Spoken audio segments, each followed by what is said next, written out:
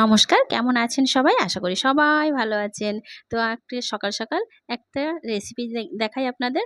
ব্রেকফাস্টের জন্য healthy and tasty.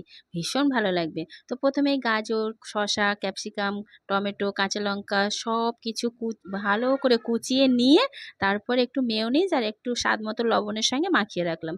তারপর আর কি ছেলেমেয়ে তো স্কুলে যাবে, তাড়া আছে। সেজন্য ছেলেমেয়েকে আগে খেতে দিলাম।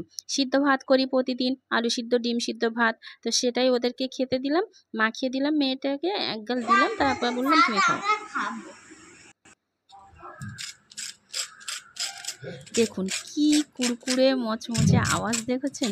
এই স্যান্ডউইচে না এই কুড়কুড়ে আওয়াজটা এত সুন্দর লাগে, আর খেতেও বেশ টেস্টি টেস্টি লাগে।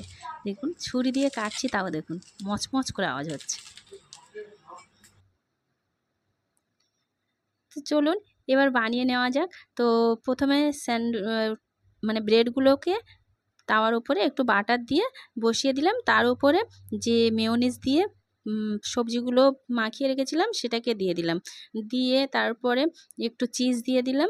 দিয়ে আরেকটা ব্রেড দিয়ে কভার করে ৩০ সেকেন্ড মতো রাখলাম। রেখে আবার উল্টে দিলাম, ফের ৩০ সেকেন্ড মতো রাখলাম। রেখে বানিয়ে নিলাম। নিয়ে একদম কুড়কুড়ে মচমচে করে সুন্দর করে বানিয়ে নিলাম। আমার মেয়ে বলছে, আগের দিন আমাকে ৩টে দিয়েছো, আজকে ৪টে দেবে। তো ছেলেটাকেও ৪টে দিলাম, মেয়েটাকেও ৪টে দিলাম।